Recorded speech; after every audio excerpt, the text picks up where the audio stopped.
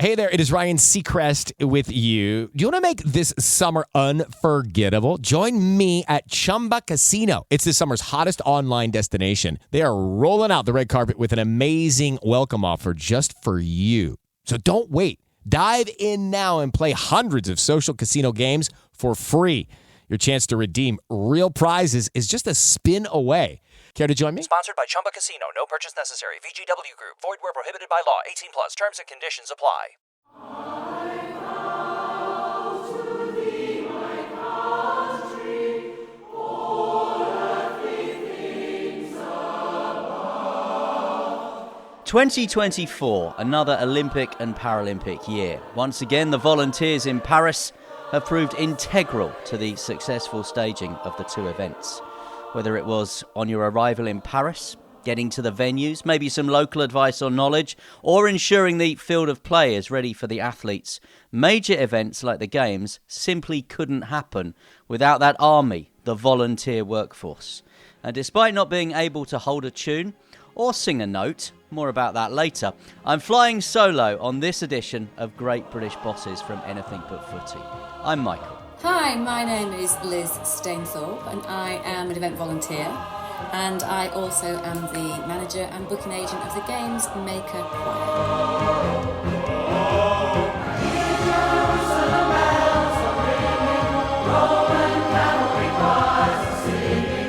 More on the Games Maker Choir coming up. But Liz, great to have you on this edition of Great British Bosses. So, an event volunteer, not just once, not just twice, but it's become a bit of a habit for you. What was your kind of initial journey and the reasons behind it into volunteering? So, I don't think I'd ever thought of volunteering until the magic words London 2012 appeared on everyone's horizon.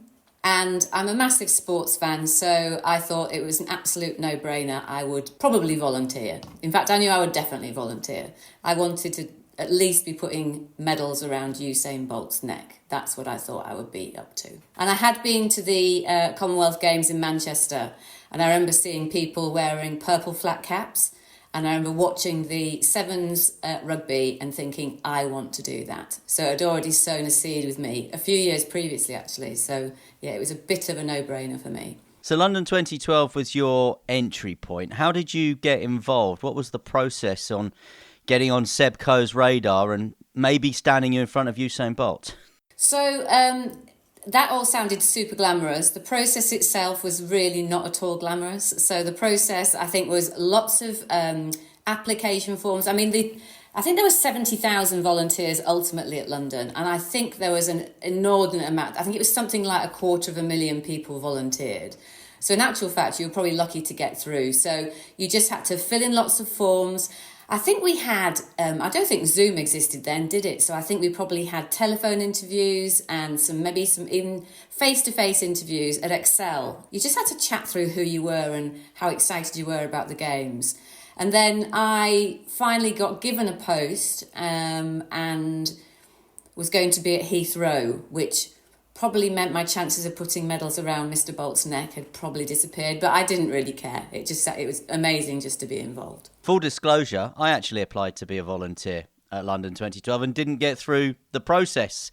But London 2012 was just the start for you, wasn't it? The volunteering continued. Was it a bug that you'd picked up at that point? I think there was an amazing camaraderie around the volunteers, and you felt like you were part of something really special. And I didn't experience that as much as people did who were on the Olympic Park, because obviously I was a little bit away from venue. But just to be part of something, collective achievement is a big part of sport, and that's the bit I've always enjoyed in my my limited sporting career. Team sports, that feeling of, success or failure regardless, and just that feeling of accomplishment. So I think I'd got the bug for that. And if I wanted to do it again, I was definitely wanted to do it in a sporting context. So it was sort of just waiting for the next thing to arrive. And the volunteers were so integral. London 2012 wouldn't have been the success it was without that, as I described it in the intro, that army, that workforce, would it? No, completely not. I think the first time they really got into the whole volunteer thing was in Sydney. And I think London wants to replicate that. But something happened in London whereby either the people that volunteered or the way it was managed or what they called them. Being called a games maker was sort of a nice label rather than being called a volunteer. I think there's definitely something in the vernacular that people are using to describe people that do that role. And I think they suddenly realised that there was this workforce that could be harnessed to support the legacy that they talked about with London, and to maybe sort of change the conversation around volunteers a little bit. Whether that was an intentional thing, I don't know. And I remember when Seb Coe did his thank yous at the closing ceremony, the cheers that the volunteers got was huge, and it meant something. I remember watching it. I wasn't there, but watching it on TV, and it meant something. So you definitely felt like you'd been part of something, A, worthwhile, and B, something British and something that felt like it was of real value. And you're following in the footsteps on this podcast of Seb Coe. He's been a previous guest of ours. And I was always taken when we asked him for his sort of main experience from London 2012. He talks about David Rudisha at the track and winning a medal in his event, of course. But he describes this moment on the London Underground where he met a volunteer medic. I think when you consider that medics are involved and you consider some of the skills and the abilities that the volunteers bring, it's not just a case of people with loud hailers and foam hands. Actually, these people are required for the success of these events. 100%. People do it now as a purposeful, intentional role, rather than organisations having to go out and try and persuade people to do it. It's something that's attractive to people. They almost don't have to advertise now. They're oversubscribed every single time anything is advertised. And the roles that people are given are taken quite seriously. You're seen as something more than just, a volunteer. As I say, I think the words that we use around it are different. I think we're ambassadors, potentially. I think we're advocates. And at the end of the day, we're probably massive brand champions for saying what an amazing time we had at, international championship. So, free publicity, great. And it's probably worth saying, you're not paid. In fact, you're having to pay in some cases because your volunteer journey continued after London 2012, and it's something that you do regularly at major events and championships now. Yeah, I've been fortunate that I'm in a position that I can, afford to go to sort of foreign climes and I went to Australia for the Commonwealth Games, which was great fun. I went to Birmingham for the Commonwealth Games, equal fun, slightly less air miles required.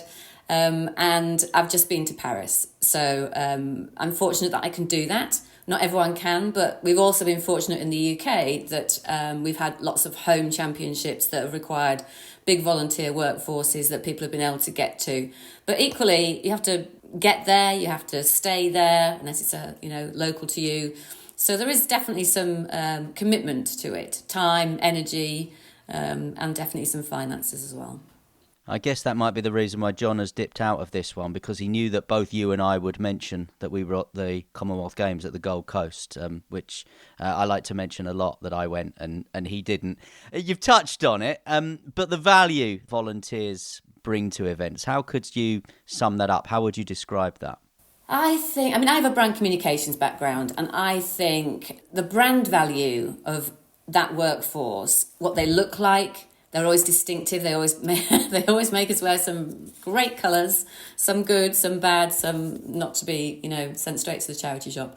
We're going to smile because we're having a great time, which is going to give every single person that attends that games, whether they're an athlete, whether they're a coach, whether they're a security person, whether they're, a visitor in that country or place for the first time, they're going to get a welcome unlike any other. And I think people that aren't paid to do that are probably going to smile more than people who have please smile every time you see someone in their job description.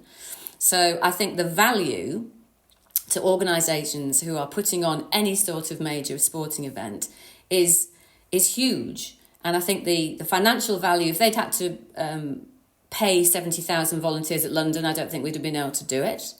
And they're a layer of workforce that sits within that organisation that's almost intangible and almost unquantifiable, I think, but it's incredibly valuable to any organisation that's putting on a big event.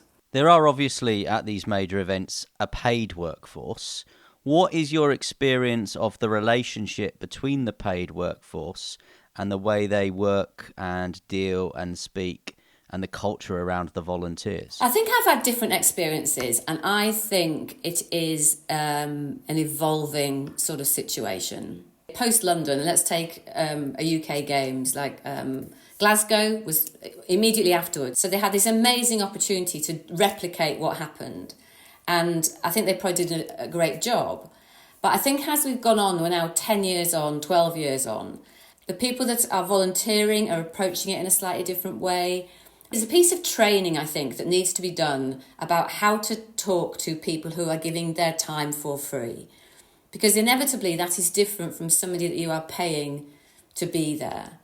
There's a different tone, there's a different way of speaking to them, and there's a different sort of respect that they're due. And it's not to say that nobody else is due all of that in spades, but I think if someone is doing it because they want to do it rather than they have to do it, then I think the way that you treat them needs to be pretty deferential in lots of ways. Get to find out who you've got on your team. Get to find out what their skills and experience are, because it might be that you can make your life incredibly easy as a paid member of staff, because you've got people who've got immense skills and experience that you can rely on, that aren't just people that are going to do the mundane, boring jobs that absolutely will have to get done because that's some of the work that you end up doing. But there'll be people there that you can rely on almost as a virtual paid member of staff. And I think there's definitely a piece sometimes missing in my experience between the people that are managing the volunteers and the volunteers themselves. And do you think the event organisers need to maybe think a little bit more seriously, engage more with the volunteer workforce in the build-up to events? I think engagement is actually quite high. I think with Paris, it's quite frequent, but it's all about the tone of voice that you use and the language that you use, and don't automatically defer to the lowest common denominator. And I appreciate that's really difficult when you've got an unknown, anonymous workforce who you haven't met probably face-to-face, and you have to try and give them information quickly and succinctly. But I think they're missing a trick potentially, not to be too patronising. I think that's probably the one thing, and sometimes you feel like you're being patronised when actually the next day you could be approving a mortgage for them, or something similar. There's no difference between the people that are working and the people that are volunteering. Well, I'm glad that your career path as volunteer didn't just end at airport, so it wasn't just Heathrow and then Prestwick and Gold Coast and Birmingham Airport, and we found you at Charles de Gaulle, because you were at the hockey. That's right, in Paris, wasn't it? What were you doing? Yes, I was at the hockey. So I was part of the technical officials support team at the hockey, and I'd done hockey at the Gold Coast, and I've also been a hockey maker down at Lee Valley. I've done quite a lot of internationals there, so hockey, not necessarily my sport going back, even though I played it, but it's become my sport. Looking after all of the technical officials, so all the umpires, all the judges, all the national technical officials and international technical officials, making sure that they can do their job. Because even though some of the things I did were super, pedestrian, I sat in a corridor with a key. But if I hadn't sat in the corridor with a key and the umpire needed to come off the pitch and get something from the room that was locked, then the game stops, people get angry. You've got to sort of appreciate where you are in the whole hierarchy of things. So I was at the hockey. It's a fantastic place to be because you get to be there for 2 weeks, 2 or 3 weeks. It's a big tournament. It takes a long time to process. And it was amazing. Absolutely loved it. It was a fantastic old venue where they filmed Chariots of Fire, which was good fun to know, good fact. And the Dutch won, Dutch ladies, and the Dutch men won too. So Field of Orange. I do want to return to the theme of volunteering, but we did mention right at the start, also manager and booking agent of the Games Maker Choir. For people that don't know, take us back. London 2012, what was the Games Maker Choir? I did the Olympics and had no thought beyond that summer. And then I think there was a newsletter at the airport, it did get that far, and mentioned something about a choir.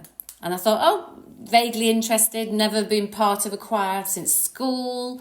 And I just thought, I'll go and find out a little bit more. And then things went absolutely crackers from there. We were invited to sing on the parade. Do you remember the parade on the Mall, which was amazing? So we sang there, got picked up by a couple of TV stations. There were hundreds of us. And it's quite a thing to see people in that poppy and purple uniform singing things like Maybe It's Because I'm a Londoner, which was, just all very twee and perfect for the time. And so didn't think really much more would come of it. the Paris came and went. And then we got picked up by a singer, obviously. And we then found ourselves in a recording studio. And we then found ourselves at Spotty 2012 and Seb, interviewing it. And just the whole thing was completely crazy, Michael. And then beyond that, I decided that there was something very, very special about this choir. It basically represented the absolute best of what the games makers were. And it did it in a really sort of digestible way, which was by singing, because people like singing, they like to hear choirs. But we've made it into something that's a lot more sort of resonant for the Britishness side of things, the community side of things. It represents the volunteering spirit. It represents legacy in a really nice way. So we've gone from strength to strength. And our first gig, can you believe it, was on the pitch at the semi-final of the Rugby League World Cup at Wembley. And we sang national anthems and sang, a couple of amazing tracks. And since then, we've done it multiple times and we've had the most amazing time. I love the fact that you've played Wembley. I mean, Liam and Noel will probably be listening to this now, looking for some tips for Oasis for next summer. How has the choir evolved? It's evolved in a really sort of pressurised way. People have found out about the choir and people have come and gone. Obviously, people have time, some people don't have time. Because of the nature of the games makers, they came from all over the country. And the nature of a choir means that we have to sort of be based somewhere. So we're based in London, southwest London. And we rehearse once a month, which for a choir is a quarter of what most choirs will do. So we have an intensive sort of rehearsal once a month. And it's evolved to a point where I, as sort of then manager, I will look for opportunities for us to sing. And it might sometimes tick a completely different box from just the Britishness. I mean, being on the pitch at Wembley, and we've done quite a lot of the stadiums. We'll brag about that. But it's not always about pure sport. Sometimes we've supported Sport Relief, for example. We did BBC Sport Relief in the park, supporting people who are running around for charity. This year we've done the London and Brighton marathons, similar sort of thing, helping people, supporting everything that's done there. We did Comic Relief. We did a flash mob with Miranda a few years ago. So we try and pull out the whole, what we represent every time. And it's evolved to a point where we have people who have been with it 12 years, and then we're constantly trying to get new people in to keep it going, really. It's 12 years old, and people often ask me whether it's become less relevant, and I think I have to sort of really push back on them and say, actually, the longer it goes, it becomes more and more relevant, because it still exists in its sort of purest form, and we're still entertaining and supporting the best of British sport. Brag away, what's been the best bit? What's been the highlight? Oh, the absolute highlight for me, singing at the World Athletics Championships in 2017 on the track for the opening ceremony with helicopters above and being introduced as the legacy of 2012. And it was an absolute pinch me, cannot believe I'm here moment. And my parents were both PE teachers, and I think they would have been absolutely gobsmacked and had the biggest smiles. So it's it was amazing. You mentioned there that you may well be looking for volunteers, people to come and join the choir. If people want to find out more, where can they go? What would your message be to someone listening to this that is maybe interested? People sometimes get a bit scared when it says a choir. They think, oh gosh, do I need to sing? I think 99% of the people that are currently in our choir are people that probably did only sing in the school choir. They are not you don't have to be not a singer. There are no auditions to come and join the choir. It's about having a really great time. So if you've ever volunteered in sport, it's the only criteria we have. It doesn't matter whether it was a big sport, little sport, whether you do volunteer at parkrun or once volunteered at, an athletics session in your hometown. You are eligible to come and join this lovely choir. And it's about reigniting that lovely spirit that you shared as a volunteer, because often what's happened when you've finished your volunteer experience, and you might catch up with a couple of people post-event, but more than likely you won't see them ever again. So this is a lovely way to keep connected. the majority of people who sing in the choir still volunteer in sports. They volunteer virtually everything. I think we've covered all games, all Special Olympics, all Winter Games, virtually every sport that's been in this country, and certainly sports that have been in multiple other countries. They're amazing. So I think if you want to come and find your voice, but really enjoy that lovely camaraderie that the volunteers sort of have, then, you know, it's a fantastic place to be, and we'd love to have you. Website gamesmakerchoir.org.uk. Email for people if they want to drop you a line, gamesmakerchoir@gmail.com. For the people listening to Great British Bosses from Anything But Footy, and we know that bosses at the national governing bodies are listening to this, we know that event organisers are listening to this, and we're very lucky in this country that we always have a good slate of big major sporting events year on year. What do you say to them? Are you up for an invite to perform at more things moving forward? We absolutely are. We would like to be part of your planning. We would like to be in at the very beginning when you're talking about how do you do your sports pres. I'm an absolute fan of those sports montages that always get put on at the end of every Games, end of every Wimbledon, end of every Euros, end of any major competition.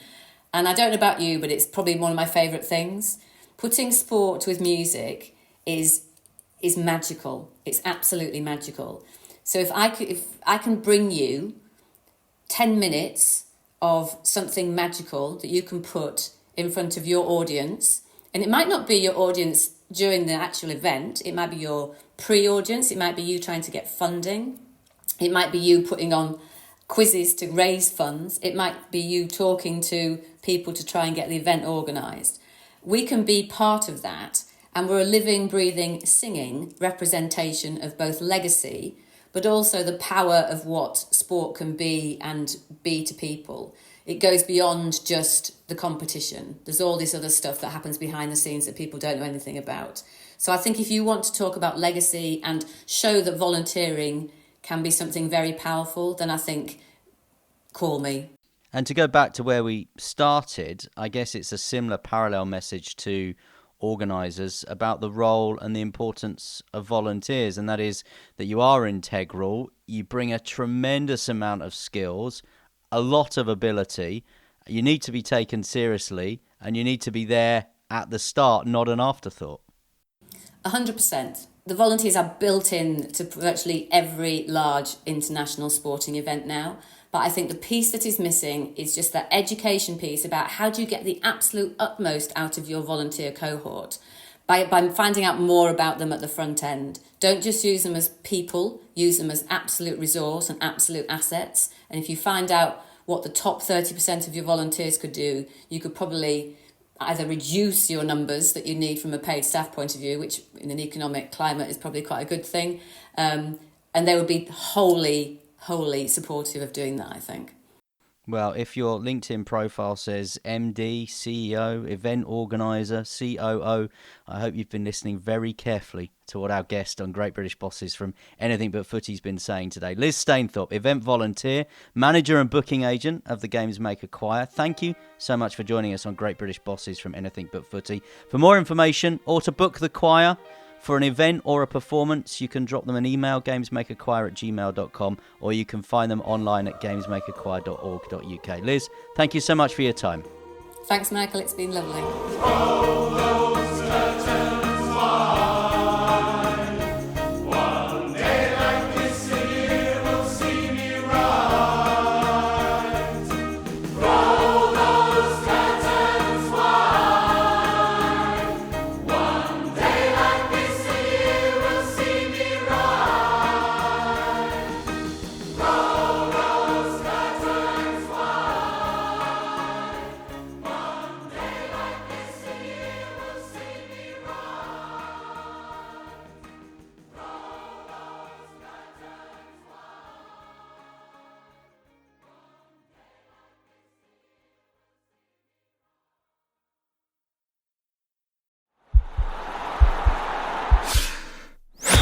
This podcast is part of the Sports Social Podcast Network.